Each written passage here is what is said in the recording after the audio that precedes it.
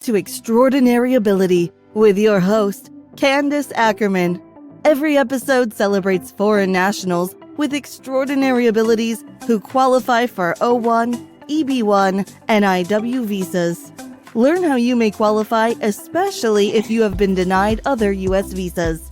You can find this show on YouTube, LinkedIn, Apple Podcasts, Spotify, and on www.visalawpros.com.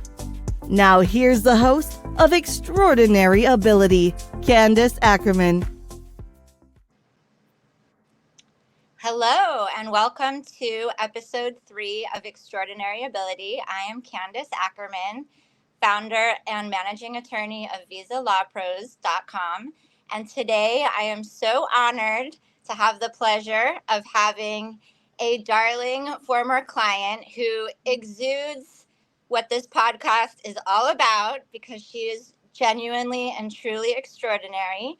Gillian Abbott, and I'm going to let her say where she's from and what her area of extraordinary ability is. Welcome, Gillian, and tell us where you're from and what is your talent.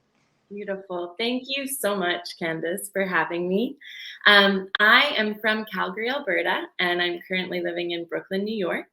And my extraordinary abilities is a performing artist. I applied kind of more specifically as a dancer and then kind of got approved for the green card as an actress, really. So I'll say a performing artist.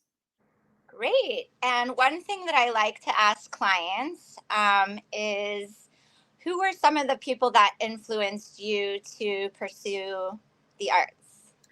Wow. Okay. Well, people that influenced me to pursue the arts, definitely my first dance teachers. So Miss Wendy White, who is in Calgary, Alberta, and owns a studio called Dance Spectrum Incorporated. So from the time I was 3 years old to about 15, I was dancing with her. And then I met this teacher, Susan Mensinger, who taught me through high school. So definitely those two women were just massive influences on me. My influence to really pursue this as a career, I would say, came from some of the older girls at the dance studio. So Megan Lawson is one of them. She's incredible. She's now the choreographer for Madonna, and she's just done so many collaborations with incredible artists. So please look her up. Also Canadian, who's now in the States.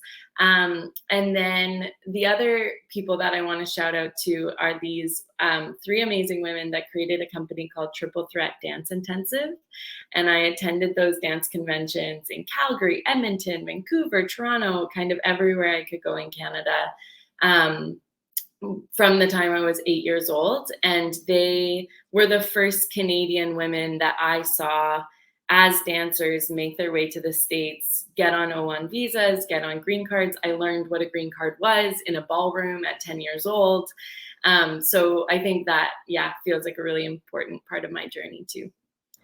And I remember writing about that company and recall some of those names. And that's a good segue into the next question, which gets a little bit on the technical side. To draft an O1 or a green card case based on extraordinary ability, we have to show that you have in the past, or as to an O1 at least, that you have in the past and will in the future serve in a lead, starring, or critical role for a distinguished production or event or on behalf of a distinguished organization. So Gillian, tell us a little bit, before you came to work with my firm and that I did your green card case, tell us a little bit about some of the large productions in which you played a starring role and that you're proud of. And I'm thinking of one in particular that I sidebar asked you to brag about yourself for being in, but take the stage now and tell us what you would like to share for our Facebook Live viewers and everyone who's going to follow this later on. Beautiful. So when I was 17, I booked the Beatles Love Show by Cirque du Soleil in Las Vegas. And it was very significant that I was 17 because I needed to be 18 to take the job. And the casting director, Krista Monson, at the end of my audition was like, could you actually move to Vegas? Like, you're not even finished high school. You're 17 years old. Like, is this actually a reality? And I was like, I would move in a heartbeat. I would move in a heartbeat if I had the opportunity. And so sure enough, I got the call on Valentine's Day for the Beatles Love Show. And I'll never forget two of my guy friends who were hockey players over at my house on Valentine's Day, because we didn't have any dates. So we were hanging out, the three of us. And my mom came down and like told us the news that she had just gotten the phone call from the casting director, and she was the one that they asked to speak to because I was a minor. So they couldn't even offer me the contract. They had to offer it to my legal guardian. And I remember my guy friends being like, what is Cirque du Soleil, kind of? And her being like, you guys, it's like she just made the NHL. And that analogy remains my favorite because it just shows how Canadian I am. And also that it's so significant. It really is so difficult to get into Cirque du Soleil, let alone being the youngest dancer that they had ever hired at that point. And so that happened when I was 17. And then I did the contract for a year and I decided I really wanted to go to college. I just wanted that experience.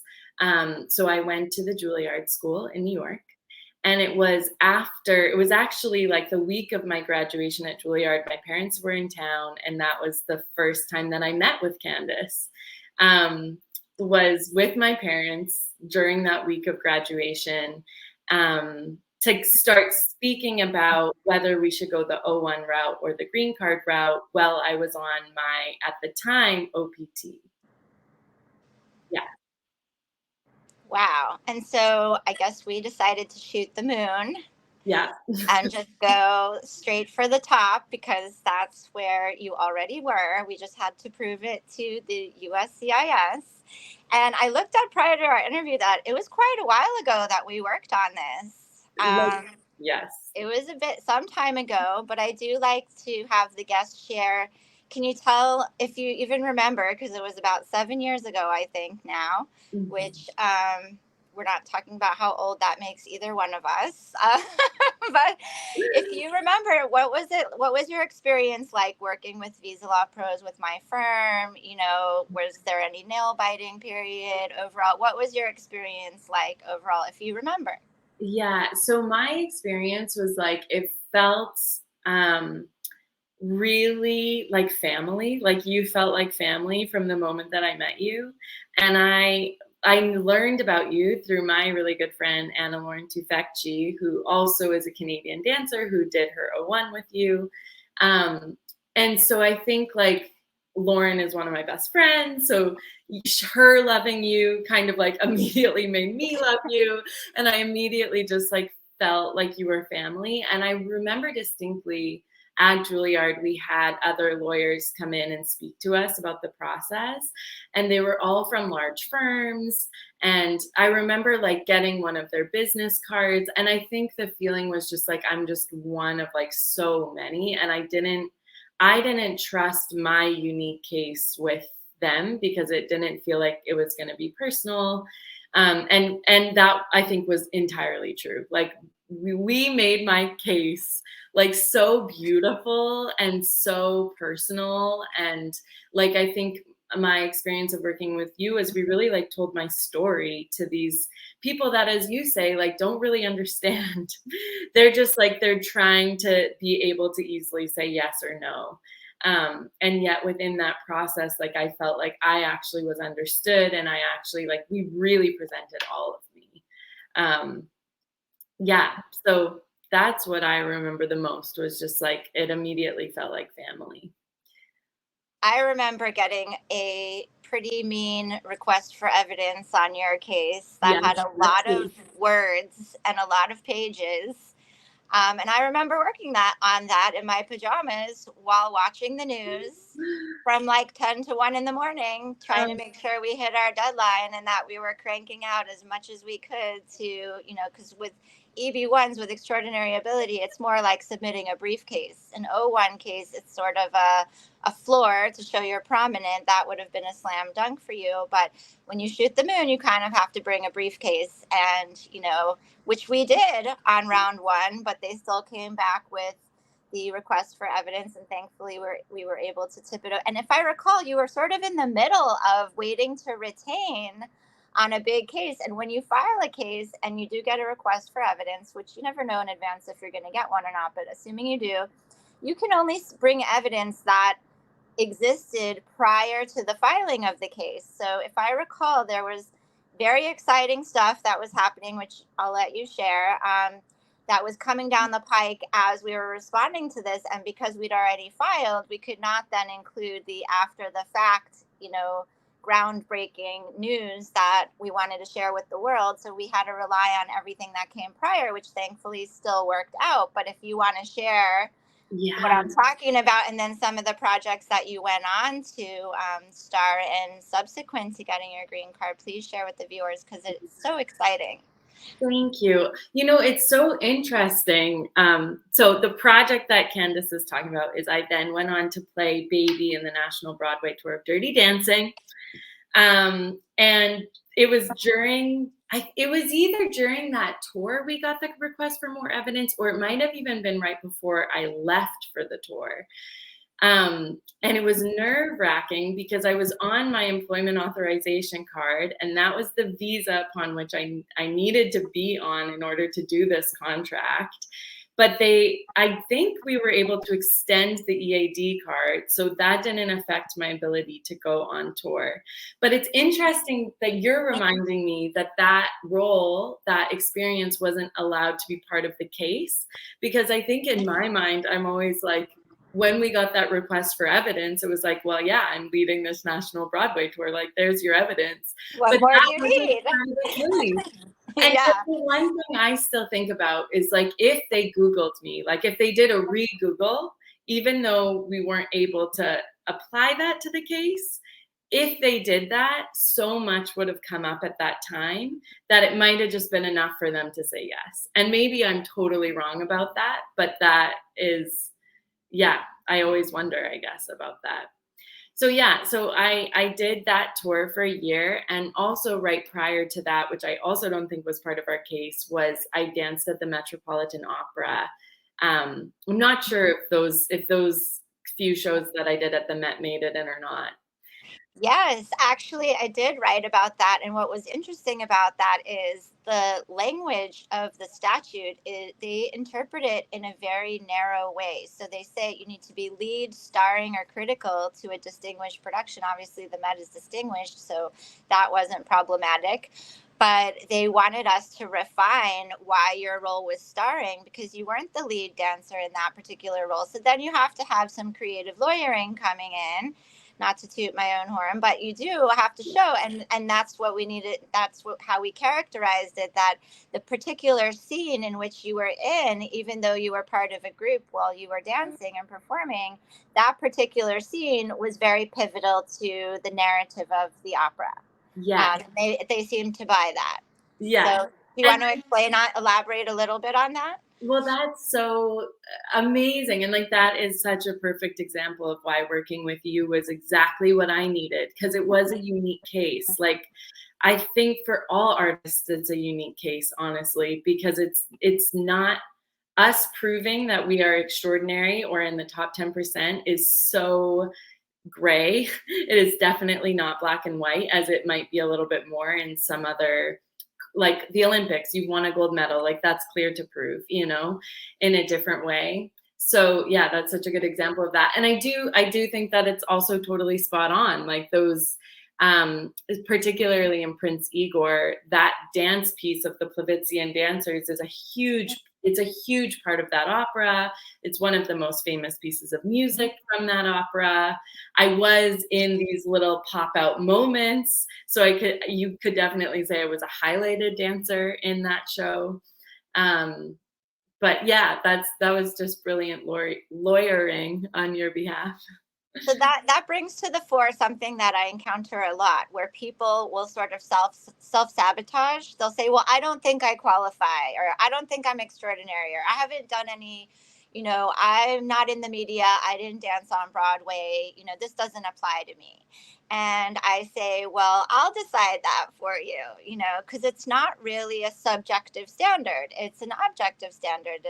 As to the O, there's 6 categories. You have to show that the person can bring evidence in at least 3. One is often experts in the field, attest to the fact that you're prominent. What I said before, that you have and will serve in a lead, starring, or critical role for a distinguished production or event, or on behalf of an organization, that you're offered an above average wage. These are the O categories. Now, as to the green card, they're more coextensive actually with the O1A category. Without getting too technical, it's not dispositive that if someone's been approved for an O1, that they're necessarily going to then qualify and be approved for EB1 for the green card based on the same criteria for extraordinary abilities. So yes, each case is a case of first impression. We say that, you have to examine the facts anew. The dates are relevant. What you can bring at the time of filing is relevant. And yeah, that was really interesting how, the timing of you needing to tour across the country. And by the way, my mom saw you in Dallas. Plug if my mom is watching right now. Oh, hi, Mom. Roz saw you live in Dallas, even though I did not see you perform, which is now looking back, maybe you have some video or a link or something that you could send me that I could watch it, because I never actually did go to the show. My bad. I should have. Not sure why. I can't recall now, but my mom did say that she thought you are absolutely amazing, and it gave her a lot of joy and feeling of pride that she knew that the star of the show was working on her green card case with me and everything. And so behind the scenes, working some magic for Gillian. What are some of the projects that you're working on now, or that are you segueing into other things? Tell us a little bit about, the reason that, I'll interrupt myself for a second. The reason that I really like this work is that you're interacting with people who are at different stages of their careers, and you're always kind of moving the ball forward and watching them grow as a person, as a performer, as an artist. And, they go on to do very different things and, from that platform. So I don't know if you've segued into other things. We haven't been in touch in a while. So share with me and the viewers, what are some of the projects you're working on now? Yeah. So after Dirty Dancing, 2 big things happened. One was I went on a meditation retreat and pretty quickly fell in love with that practice, and pretty quickly was like, oh, this is something I've been really searching for a long time. So that's one part. And then the other part was I loved the acting almost more than the dancing, or I wanted to at least continue growing as an actor after having done so much dance training. So I went to Columbia University and did my MFA in acting, and I graduated in 2022. And simultaneously, I did my meditation teacher training right before that. So meditation teaching, and specifically teaching young artists, teaching young dancers, teaching any sort of performer, has been so important to me. But I think sort of the field where I've really come into is working with young women around body image, dancers who actually ironically can have an experience of being so disembodied for most of their careers or their training, because from a young age, like me, they were taught to push through pain, or they at least, even if my teachers were incredible, I don't want to say they taught me to push through pain, but I think I was so competitive with myself and I had such a huge inner critic that I pushed through that pain. I also suffered from an eating disorder that I'm really honest about. And so in working with my young dancers, that's kind of my most passionate work these days. And then my other side in going to school for acting, I am obsessed with the craft of acting.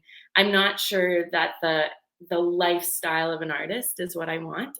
I'm 32 years old, and I know I want a family, and I know I want a home, and I know I want these very stable things that I didn't desire before. So I've moved more into the teaching side of acting. This past semester, I taught at Columbia University in the MFA Acting program. And I was teaching Actor's Body, which is this incredible body of work that my teacher, who was a former dancer and actress and meditation teacher, created. And it's also based on a few other somatic, which just means body practices like Alexander technique and Feldenkrais.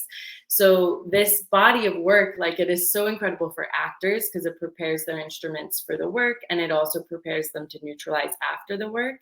But it's also so incredible just for humans in regulating our nervous system, having a practice to become embodied, having a practice that allows our breath to regulate and be as expansive as it can be and is meant to be when we're sort of aligned. So all this to say, teaching that work has made me more and more just wanting to offer this type of work to humans, not just artists. So I've started doing mindfulness-based coaching one-on-one with people, and that's been really special. We do some meditation work, some physical movement work or somatic work, and then we talk about how it integrates into their lives. So it becomes, that's the coaching component. It's like the practices are then to integrate into our life, and they change our lives. So that's kind of where my ship is turning. It obviously, because my whole life has been in the arts, there's a lot of projects in the arts that I'm still touching. However, I am sort of starting to rotate the ship to more health and wellness, to a more stable life, so that I can be a mommy and have a family and all those beautiful things too. That you are such an inspiration. How can people be in touch with you if they're interested in your coaching services? Because life in New York is so stressful that I would imagine that there would be a lot of people who would be interested in working with you.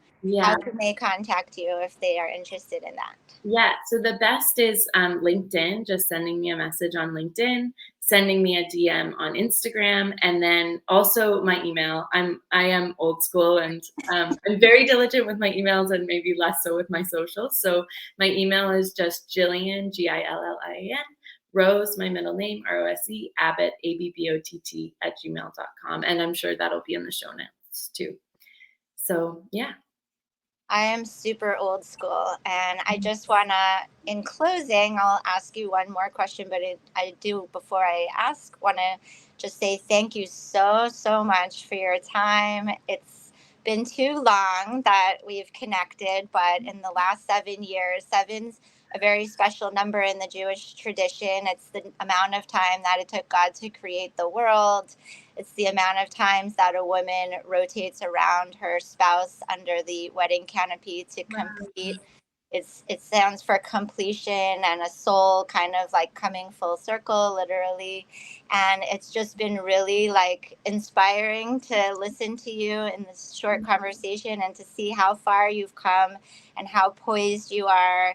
And you're one of my all-time favorite people that I've had the pleasure of working with. And I hope I continue to learn more about how you grow and shine. And I can't wait to get the announcement, the baby announcement, the wedding announcement, hopefully in the right order. Not that I'm judging, just saying. Whatever order that's supposed to happen in, I hope I get the invitations, because my clients are my friends and my friends are my clients. I do have a very boutique, family-oriented practice, and I love staying in touch with people and seeing, being alerted to their life cycle events and learning how they're progressing through the different stages of their lives.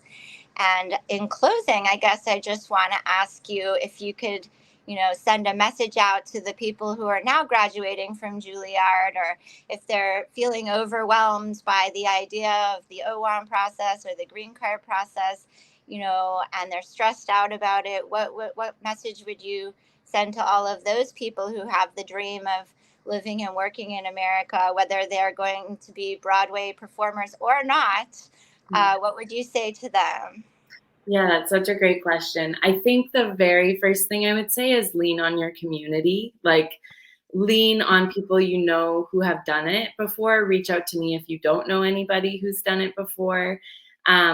It's so important, like, especially for the O1, I know you need a certain amount of letters from people who can kind of advocate for you. And I think it can be a really scary thing to ask for help, or to send that email to that choreographer you admire, that teacher you admire, director, whoever it is, saying like, will you sign this letter saying that you would hire me? Like, that's a very vulnerable question to ask. And I think I was overwhelmed by how many people were willing and ready to say yes to me. And I think that's how most of us are attuned. And especially for those of us that are international and we've been through the process, like, we know that that's vulnerable. So do it, have the courage, take that leap to reach out to your community. And then also just like, I think I have to bring up, like, we can have this grasping mind of like, we need this thing and we'll only be happy when we have this thing.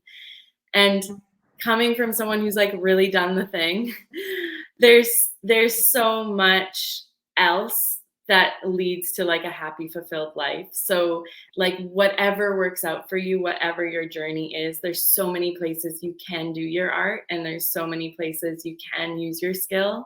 And I kind of wish someone had also told me that, like, it doesn't have to look one way just because it has looked that way for a lot of other artists. Yeah, that's it. Well, thank you so much, Gillian. Keep on growing and shining and, inspiring everyone around you. Thank you for your time. Thank you for being you. And please keep in touch. Thank you, Candice. I'm so grateful for you. And I'll see you in the city for our long-awaited date soon. Need to do lunch for sure. Yes. On me. Yeah. Okay. Yeah. Can't wait. Bye, everyone. Thank you. You've been tuning into Extraordinary Ability with your host, Candice Ackermann. Learn how you may qualify for O1, EB1, and IW visas, especially if you have been denied other U.S. visas. Please visit www.visalawpros.com to contact us and for other episodes. Thank you for your positive feedback, comments, questions, and for sharing this show with others.